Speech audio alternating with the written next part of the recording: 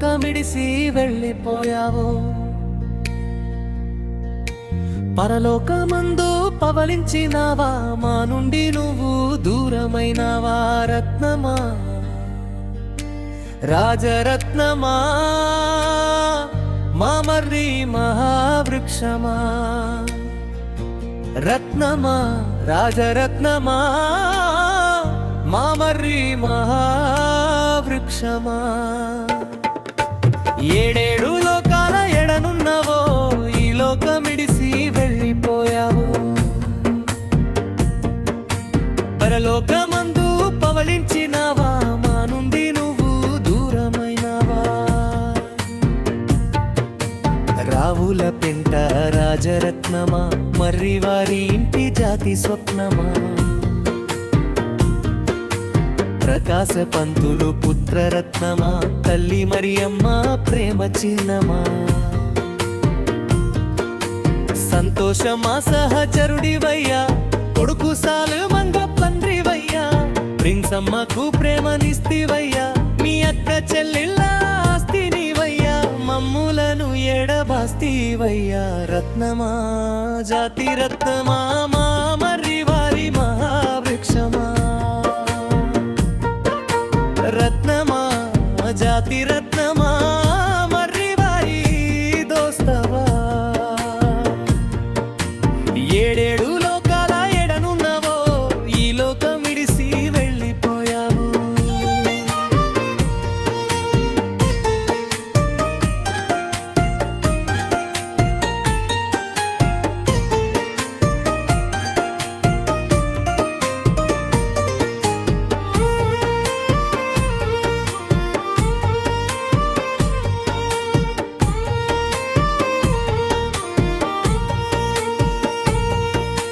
దైవజనుడుగా నువ్వు ధన్యుడవయ్యా. ప్రేమ వాక్యము పెంచిన పంచినవయ్యా. అన్యజనులకు ఆదరించినవయ్యా. అన్యోన్యతను నువ్వు పంచినవయ్యా. నీ పవిత్రాత్మకు శాంతి కలగాలి. నీ కుటుంబ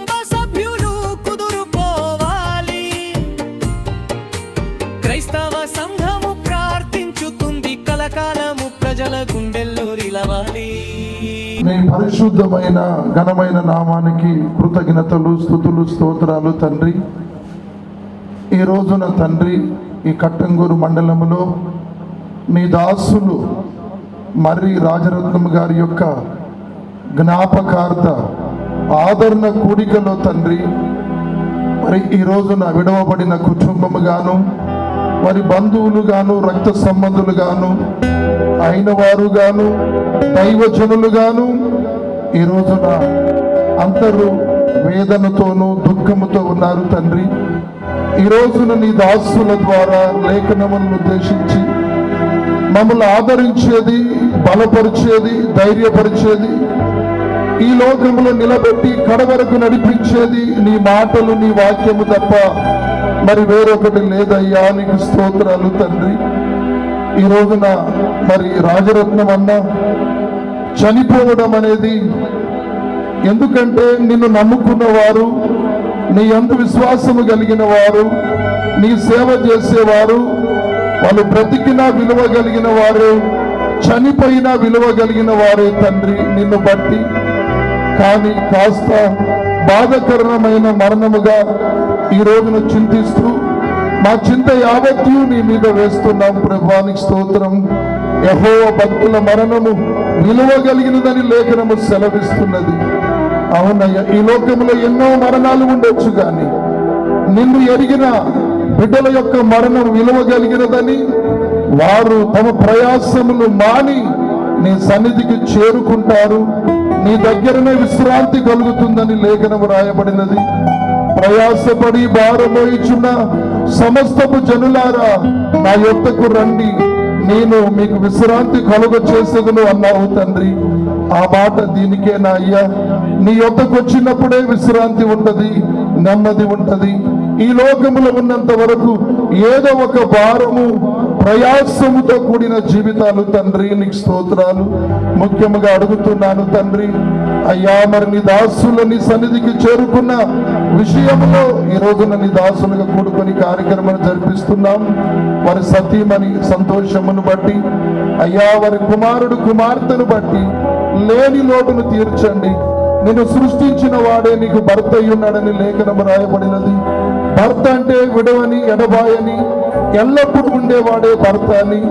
ఈ లోకములో ఏ మానవుడు ఎల్లప్పుడూ ఉండరు తండ్రి. నిన్ను నమ్ముకున్నందుకు బిడ్డకు మీరే ఎల్లప్పుడూ ఉండి వాళ్ళకు తండ్రిగా తల్లిగా వారిని ఆదరించండి. ఆ కుటుంబానికి పెద్ద దిక్కుగా ఉండి నీ నామానికి మహిమ తెచ్చుకో. ముఖ్యంగా ఏలియస్ అన్ననికి జ్ఞాపకం చేస్తున్నా. అయ్యా నేను చూసినంత వరకు తండ్రి, రాములపేట గ్రామంలో యేసురత్నం గారి యొక్క మరణ విషయంలో, ఇక్కడ రాజన్న మరణ విషయంలోను తండ్రి భయంకరమైన మరణాలు, విషాదాలు, భయంకరమైన దుఃఖాలు చూస్తూ తట్టుకుంటున్నాడు. నిన్ను బట్టి నీ అందున విశ్వాసమును బట్టి నీకు స్తోత్రాలు తండ్రి. వదకు తేబడిన గొర్రె పిల్లను నేనున్న స్థితిలోనే సంతృప్తిని కలిగించు. ఏమున్నా లేకున్నా నీ కొరకే బ్రతికించు. నేనున్న స్థితిలోనే సంతృప్తిని కలిగించు. ఏమున్నా లేకున్నా నీ కొరకే బ్రతికించు. కష్టాలు ఎదురైనా నా యాత్రను సాగించు.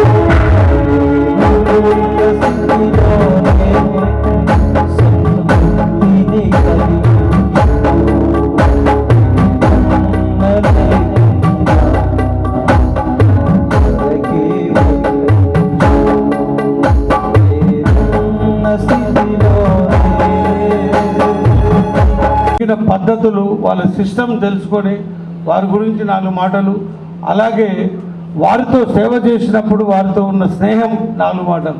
అంతే తప్ప మనం వచ్చి ఎదుటి వారికి వారి జ్ఞాపకార్థం గురించి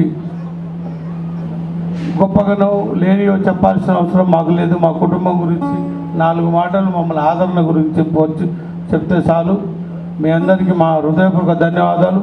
మా చిన్నప్పటి నుంచి మేము ఎదిగిన మా బాబాయ్ మాజీ ZPTC, present Congress party state coordinator Rajiv Gandhi Delhi, ఆయన ఒక ఇందిరా ప్రియ కళదర్శిని అని ఇప్పటి నుండి కాదు, ఇందిరాగాంధీ రాజీవ్ గాంధీ నుండి పాటలు రాసి కాంగ్రెస్ పార్టీని ఉరుతులు గుంచిన బాబాయ్ మా చిన్నతనం నుండి, నాకంటే ఒక 2 సంవత్సరాల పెద్ద అయినా కూడా మా కుటుంబ నేపథ్యం గురించి బాబాయ్ ఒక 2 ముక్కలు చెప్పాలని ఆహ్వానిస్తున్నాం.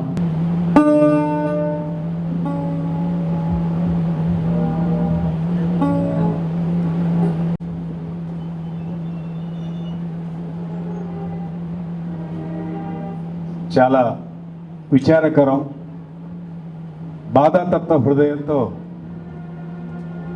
బరువెక్కిన హృదయంతో ఈ సభకు రావాల్సిన అగత్యం ఏర్పడింది. ఎన్నో కార్యక్రమాల్లో ఎలియాస్కి కొడిభుజంగా ఒక గుండెకాయలాగా, మా అందరికీ తలను నాలుకలాగా ఉండే రాజరత్నం సంతాప సభలో ఆయన ఆదరణ కూడికలో మాట్లాడుతూ వస్తుందని అనుకోలేదు. చాలా విచారకరం. ఇది ఆ దేవుడి నిర్ణయం కాబట్టి అందరం తలవంచక తప్పదు. ముఖ్యంగా ఈ కుటుంబానికి, మాకు చిన్నతనం నుంచి, నాకు 60 సంవత్సరాలు, ఇప్పుడు రేపు ఆగస్టు వస్తే 61. 60 సంవత్సరాల గతంలో మా అన్నగారైన మర్రి ప్రకాశం గారితో మాకున్న చిన్నప్పటి అనుబంధం, ఆయన అప్పటి నుంచే మాకు ఆలగడప, అవంతిపురం అక్కడ ఉన్నప్పుడు, ఆలగడప ఉన్నప్పుడు బాగా చిన్నప్పుడు మేము చాలా చిన్నపిల్లలు స్కూల్కి పోతున్నాం. వీడు చిన్న పలక, చెక్క పలక భుజాన్ని వేసుకొని బడికి వచ్చేది. మేము ఆ రోజుల నుంచే ఆయన క్రమశిక్షణ,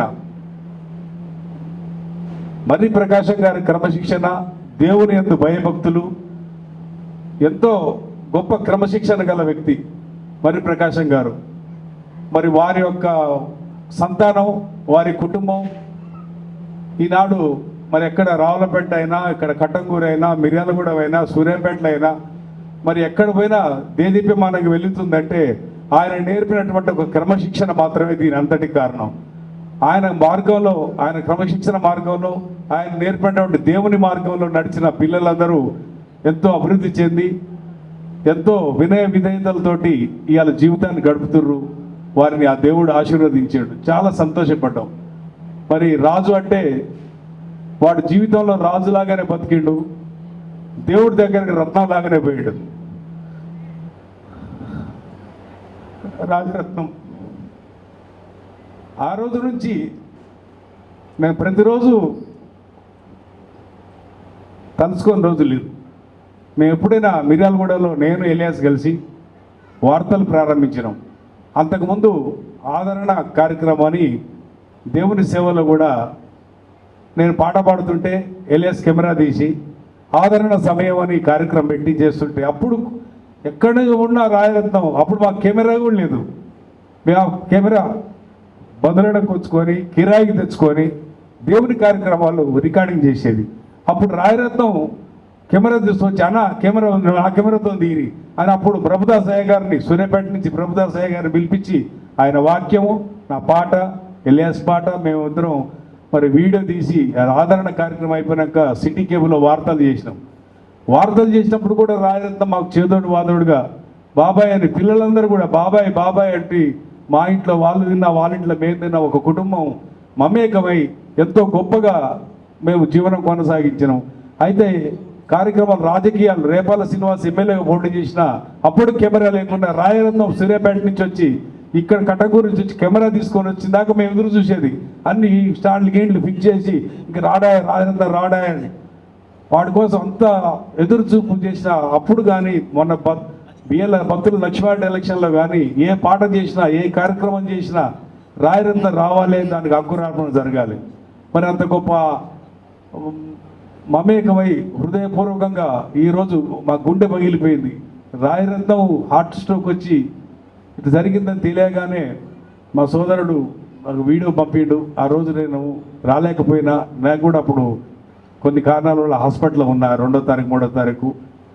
అయితే అప్పటి నుంచి కూడా రాయరత్నం జీవితం ఎంత గొప్పదంటే, ఇటు దేవుడి సేవలు చేసుకుంటూ ఎన్నికల్లో మిర్యాలగూడకు వస్తే పాస్టర్ల సంఘాన్ని, పాస్టర్లందరినీ ఏకం చేసి ప్రతి ఎన్నికల్లో కూడా ప్రతి కార్యక్రమం కూడా పాస్టర్ల ఆదరణ, వాళ్ళ యొక్క ఆశీర్వాదం, వారి యొక్క ప్రేమని తీసుకొని మరి మాకు చేదోడు వాదోడుగా ఒక కుడి భుజంలాగా మాకు ఉండి మిర్యాలగూడ ప్రాంతంలో మాకు హృదయపూర్వకంగా మాకు అందుబాటులో ఉన్నాడు రాయరత్నం. మాకు ఎప్పుడు ధైర్యం ఉండేది మా ఏలియాస్కి, వస్తాడు రావాడు, వస్తుండు చూడు బాబాయ్ వస్తుండు రాయరత్నం వస్తుందంటే మేము ఇంట్లో కూర్చొని, ఇంట్లోనే స్టూడియో ఉంది మిర్యాలగూడ, వీడు వచ్చిందాకా ప్రతి కార్యక్రమాన్ని ఆగి మరి ఆయన మార్గదర్శకంలో కార్యక్రమాలు చేసుకుంటూ ముందుకు పోయినాం. కానీ హఠాత్ పరిణామం నిజంగా మరి బైబిల్లో ఉన్నట్టు నీతిమంతులని జ్ఞాపకం చేసుకుంటే ఆశీర్వాదం అంటే రాయరత్నం చనిపోయి కూడా మనల్ని ఆశీర్వదిస్తున్నట్టుంది. ఆయన జ్ఞాపకం చేసుకోవడం కూడా మనకు ఒక ఆశీర్వాదమే అని మీ అందరికి తెలియజేస్తూ మరి ఆయన జీవితం మరి యేసు ప్రభుకి అంకితం చేసి ఉన్నంతకాలం కూడా ఎంతో గొప్పగా మరి దేవుని యందు, ఇటు కుటుంబం యందు, మా యందు ఎంతో భయభక్తులతోటి, ఎంతో ప్రేమానురాగాలతోటి మరి మెలిగి ఈరోజు ఎంతోమంది ప్రేమను చూరగొని ఇక్కడే కాదు జిల్లా మొత్తం, మరి తర్వాత రాష్ట్ర స్థాయిలో నాయకుడిగా, క్రైస్తవ నాయకుడిగా రాష్ట్ర స్థాయిలో ఎన్నో కార్యక్రమాలు నిర్వహించి ఎన్నో తలలు నాలుగుగా ఉన్న రాయరత్నం లేని లోటు మాకు, ముఖ్యంగా మాకు మా కుటుంబానికి తీరని లోటుగా తెలియజేస్తూ ఇక్కడికి కూడి వచ్చిన కుటుంబ బంధువులందరికీ, అలాగే పాస్టర్లకి, జిల్లా నలుమూల నుంచి, రాష్ట్రం నలుమూల నుంచి వచ్చిన మరి ఇటువంటి పాస్టర్లందరికీ కూడా హృదయపూర్వక ధన్యవాదాలు తెలియజేస్తున్నా. అందరికీ ప్రైజ్ లార్డ్, అందరికీ మరొకసారి ప్రైజ్ లార్డ్. మా సొంత గ్రామం చెరుకుపల్లి, అక్కడ నుండి మా నాన్నగారు రావులపెండ, అక్కడి నుంచి అవంతిపురం, ఆలగడప, మిర్యాలగూడెం ఇలా ఇక్కడ నుండి హుజూర్నగర్ వరకు నాన్నగారి సేవ ఉండేది. ఆ చెరుకుపల్లి గ్రామంలో మా నాన్నతో పాటు సేవ చేసి, మా నాన్నతో పాటు రాజకీయాలు చేసి, రౌడీజాలు చేసి, గొడవలు చేసిన కొత్తపల్లి వేసే మా బావగారు ఉన్నారు. 1 నిమిషం వారు, ఎందుకంటే నా సొంత గ్రామం, అందులో నాన్నతోటి ఆయనకున్న సంబంధం, నాతోటి ఆయనకు మరో సంబంధం, తర్వాత మా తమ్ముడితోటి, అంటే ముగ్గురితోటి ఆయన నడిపించిన మమ్మల్ని. మా నాన్నగారికి ఆయనకు అప్పుడు రాజకీయాల్లో మా నాన్నగారికి నాకు కొంచెం విభేదం ఉండి, ఆ తర్వాత ఇద్దరు కలిసి మళ్ళీ సౌలు పౌరులాగా అన్నట్టు ఆ రోజుల్లో నాన్న ఎన్నో కేసుల్లో ఉండి గొడవలైన తర్వాత అప్పుడు నాన్న సేవ చేస్తుంటే మా బావగారు ఆశ్చర్యపోయిండు, అసలు మా మావయ్యన ఇంత గొప్ప సేవ చేస్తుందని ఎన్నోసార్లు అతడు సాక్ష్యం చెప్పేది. అలాంటి మా బావగారు 1 నిమిషం టైం లేదు, తను థ్యాంక్స్. సరే, మంచిది. క్రీస్తునందు ప్రియమైనటువంటి దైవజనులు, మిత్రులు, ఆయా ప్రాంతం వచ్చిన బంధువులకు నా కృతజ్ఞత తెలియజేస్తున్నాను. బావ మధ్య చిన్నప్పటి నుంచి రాయరత్నం గారు నా చేతుల్లో మెదిలిండు. చాలా చిన్న వయసు. మరి మామగారు ఆయన చెప్పిన 2 మాటలు మరి చెప్తున్నాను నేను. మా గ్రామం అయినప్పుడు కూడా మామ నేను చాలా, ఆయన వేరే పార్టీ అయినా అదే పార్టీని కూడా మేము కలిసి ఉండేవాళ్ళము. ఆయన సేవ చేస్తాం కూడా మేము ఇక్కడ నుండి బోధన కూడా వెళ్ళాము మేము. సరే, అనేక విషయాలు కూడా అయినప్పుడు కూడాను రాయరత్నాన్ని ఈరోజు మన మధ్య లేనందుకు నేను ఎంతగానో మరి చింతిస్తున్నాను. ఆయన నిజంగా చూసినట్లయితే ఆయన సేవ చాలా గొప్పగా చేశాడు. అయినప్పుడు కూడా తన కుటుంబాన్ని విడిచిపెట్టినందుకు చాలా విచారపడుతున్నాను. ఆయన ఈ లోకంలో మానవుడిగా మరణించి ఆత్మీయుడిగా కొనిపోబడ్డాడు. అందుకని నేను ఎంతగానో సంతోషిస్తున్నాను. ఆయన సేవలో గొప్ప సేవ చేసి ఆయన ఇక్కడ అందరికీ మాదిరికరమైన జీవితం జీవించి వెళ్ళిపోయిన నేను సంతోషిస్తున్నాను. ఇది యొక్క జ్ఞాపకాలు కూటం అంటే మరొకసారి ఆయన జ్ఞాపకం చేసుకో దేవుడు మనకి తరణాన్ని బట్టి వందనాలు తెలియజేస్తూ ప్రభు పేద వేడుకొని ప్రార్థిస్తుంది. థ్యాంక్ యూ బావగారు, థ్యాంక్ యూ వెరీ మచ్. అరే, నాన్న చూస్తే రైతు బిడ్డలో ఎన్టీ రామారావు ఉన్నట్టున్నాడు రానేది మా బాబాయ్. అప్పుడు మేము చిన్నపిల్లంగా అసలు రైతు బిడ్డ రైతు బిడ్డ సినిమా కూడా నాకు తెలియదు. రైతు బిడ్డలో ఎన్టీ రామారావు లాగా ఉన్నాడు మా మా అన్న. చాలా చాలా అందగాడు మా నాన్న. నేను గొప్ప చెప్పుకోవడం కాదు. అలాంటి మా నాన్న మాకొక్కటే చెప్పిండు, మీరు డబ్బు సంపాదొద్దు, ఆస్తులొద్దు, ఊరికి నలుగురిని పరిచయం చేసుకోరు అని చెప్పేది మాకు. ఆ నలుగురే మీ ఆస్తి. ఆ నలుగురు ఆప్తులే మిమ్మల్ని గౌరవంగా చూసుకుంటారు. ఎప్పుడైనా మన బ్రతుకు ఇలా బ్రతకాలి అనుకోవాలి, మన చావు కూడా ఇలా చావాలి అనుకోవాలి. అది మా నాన్నగారు మాకు నేర్పిన మాట. మీకు అందరికీ తెలియదు, ఇప్పుడు వాట్సాప్లో వచ్చి 3 గంటలకు 4 గంటలకు ఆన్లైన్లో ప్రార్థన చేస్తారు. కానీ మా నాన్న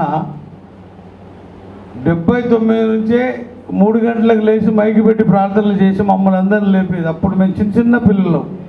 అప్పటి నుండి ఎప్పుడన్నా మా ఊర్లో మైకు మోగలేదంటే మా నాన్న ఆ ఊర్లో లేడని అర్థం. ఆ ఇంటి ముందు నుంచి రైతులు పోతూ ఏనా మీ నాన్న లేడా, ఊరికి పోయినా, పొద్దున మైకు మాట్లాడతలేదు. అంత పొద్దున లేచి మమ్మల్ని అంత డిసిప్లిన్గా, ఆ డిసిప్లిన్ మా రాజరత్నానికి వచ్చింది. ఆ వాక్యం, ఆ మాటలు, ఆ ప్రార్థన, మా నాన్న ప్రార్థన మా తమ్ముడికి వచ్చింది. ఆ విషయంలో నేను చాలా గర్వపడతా. ఎప్పుడైనా అంత గొప్పగా ఈ ఆదరణ మాటలు యాకోబన్న గిరిజంకొండ నల్గొండ నుంచి యాకోబ ఆదరణ మాటలు జస్ట్ ఒక 3 నిమిషాలు వారు మాట్లాడతారు యాకోబన్నారని. కానీ మా నాన్నకి ఇంకొక పెద్ద కొడుకు ఉన్నాడు. ఆయనే మా శ్రీనన్న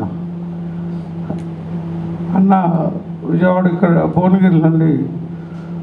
సరే ఒకసారి అన్న వచ్చి 1 నిమిషం మాట్లాడారు. మా అన్న శ్రీనివాసరావు మా అందరికీ పెద్దవాడు.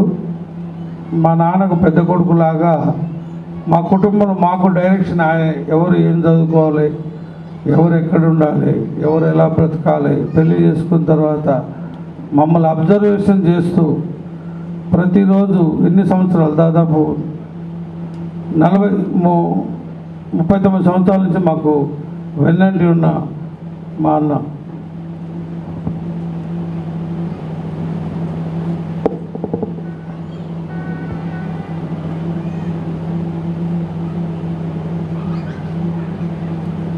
మరి వారి కుటుంబంతో నాకున్న అనుబంధం 1982వ సంవత్సరం నుంచి. మా బావగారు నిజాం షుగర్స్ ఫ్యాక్టరీ అవంతపురంలో జనరల్ మేనేజర్గా పనిచేస్తున్నప్పుడు నాకు నల్గొండలోనే జాబ్ వచ్చింది.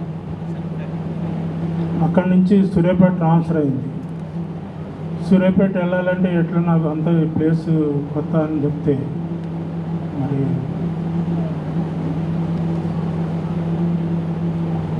మరి ప్రకాశం గారు మా బావగారు ఇంటికి వచ్చి ప్రేయర్ చేస్తూ ఉండేవారు.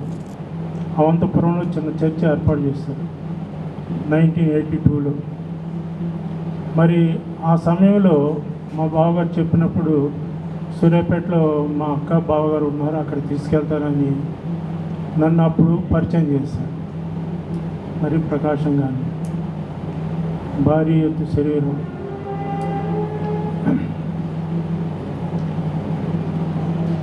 నన్ను నోరారా సీనయ్య అని పిలిచేవాడు. మరి అప్పటి నుంచి సూర్యాపేటలో పరిచయం చేసిన కాడి నుంచి నాకు ఆ కుటుంబంతో అనుబంధం. మరి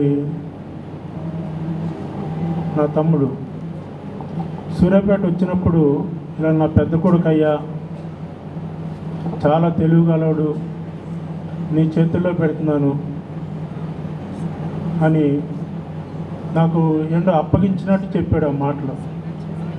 సార్ అప్పటి నుంచి ఈరోజు వరకు కూడా నిజంగా నా తమ్ముడుగానే నేను భావించి ఆయన పక్షాన నిలబడ్డాను.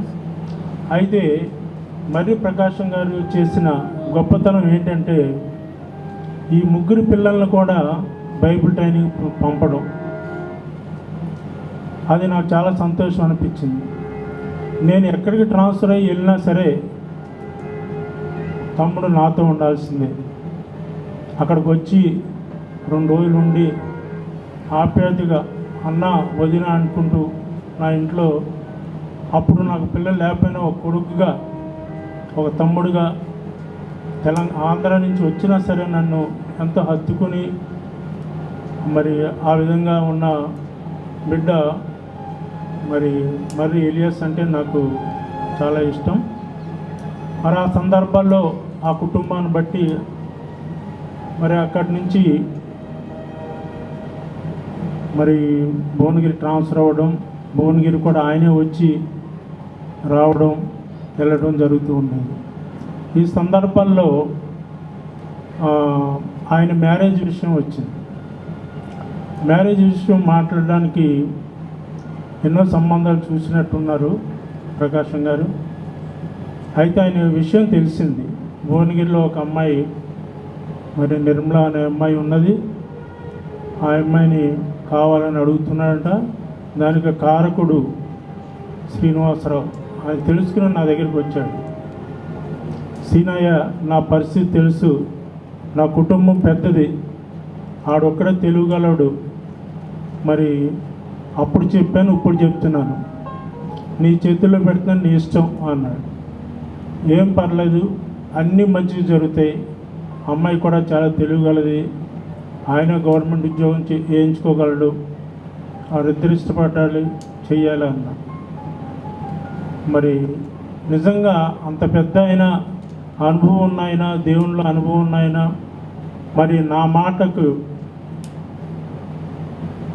మన్నించి మరి మ్యారేజ్ జరగడానికి ఒప్పుకున్నప్పుడు భువనగిరి మన్నా సంఘంలో చాలా అద్భుతంగా చేశాం.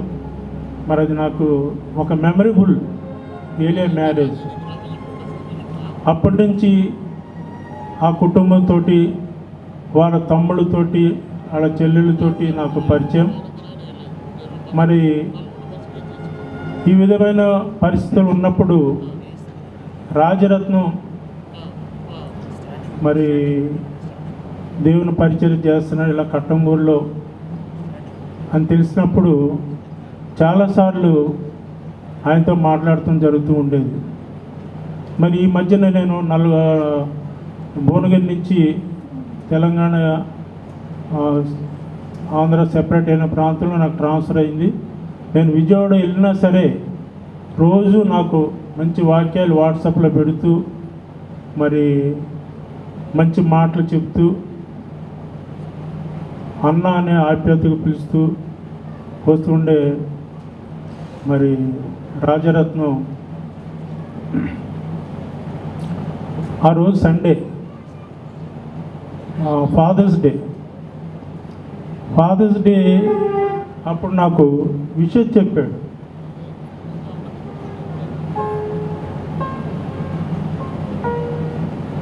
అన్నగారు very good photography, happy father's day అన్న, మీరు మీ కుటుంబం దేవునితో ఆశీర్వదించాలని కోరుకుంటూ మీ ప్రియ తమ్ముడు మరి రాజు.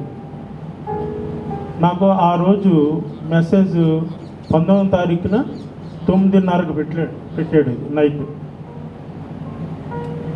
ఇలాగా ఫోన్లో మెసేజ్ తోటి మేము మా దినపరిచయ మొదలవుతూ ఉండేది. మార్నింగ్ నేను 4:30కి లేస్తాను, 5 గంటలకి నేను వాట్సాప్ చూస్తే నాకు ఒక వాక్యం పెట్టాడు. గొప్ప శబ్దముతో దేవుని మహిమపరచుచు తిరిగి వచ్చి ఆయనకు కృతజ్ఞతాస్తుతులు చెల్లించుచు ఆయన పాదముల యొద్ద సాగిలపడింది. జూలై 22వ తారీఖు 5:06 నాకు ఈ వాక్యం పెట్టాడు. చాలా సంతోషపడ్డాను. తర్వాత 10 గంటల వరకు నేను మళ్ళీ స్టేటస్లోకి వెళ్ళేసరికి పరలోక పిలుపు అని ఉంది. ఏంటి తమ్ముడు నాతో జోకేస్తున్నాడు ఏంటి, ఇలా ఈ పోస్టర్ పెట్టారు ఏంటని నాకు అంత బాధ అనిపించలే. నేను నమ్మలే, ఈయనంటే ఉదయం వాక్యం పెట్టాడు, ఇప్పుడు పరలోక పిలుపు అని పెట్టారు ఏంటన్నప్పుడు షాక్ అయిపోయాడు.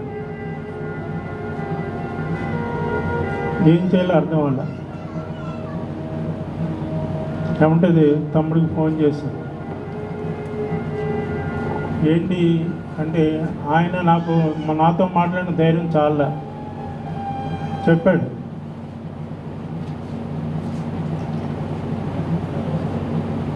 ఇలాంటి మంచి కుటుంబాన్ని మరో పెద్ద ఆయన చెప్పినట్లుగా పెద్ద కొడుకుని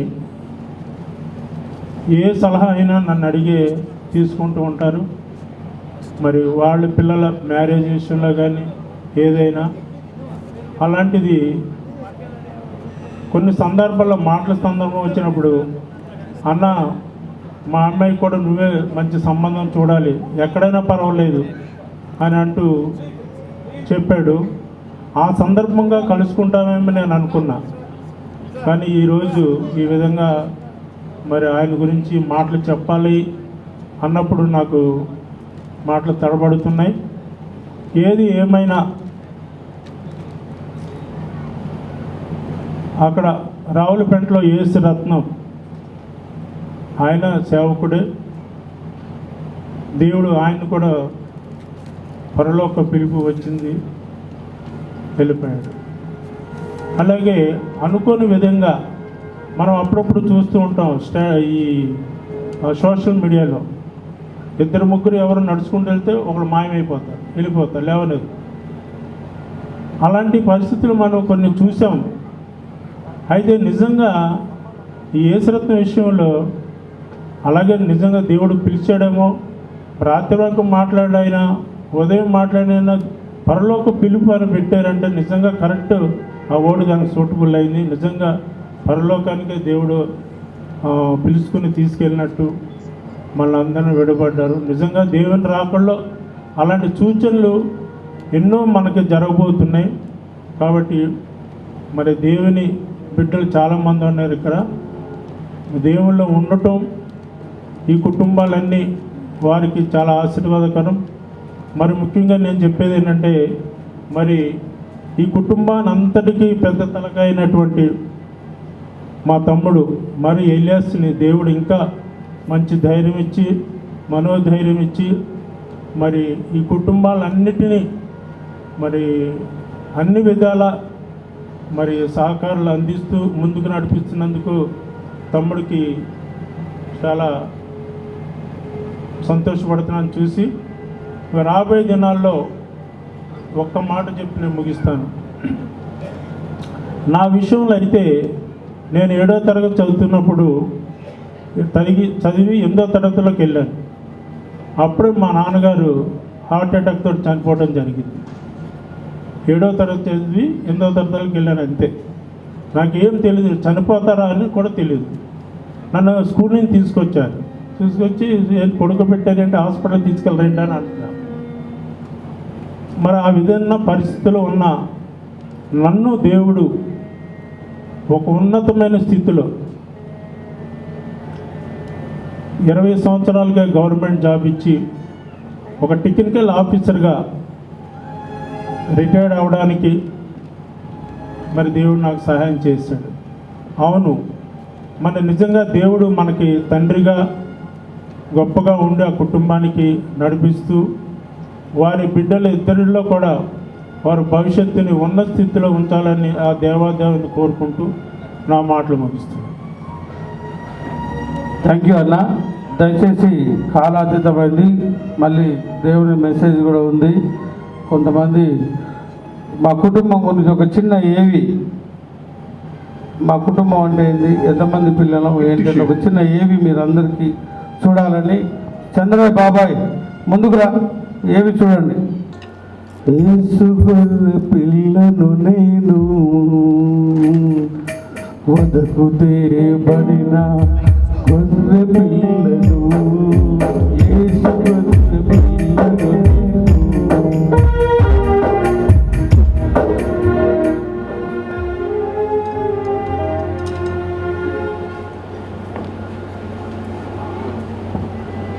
ప్రియులారా,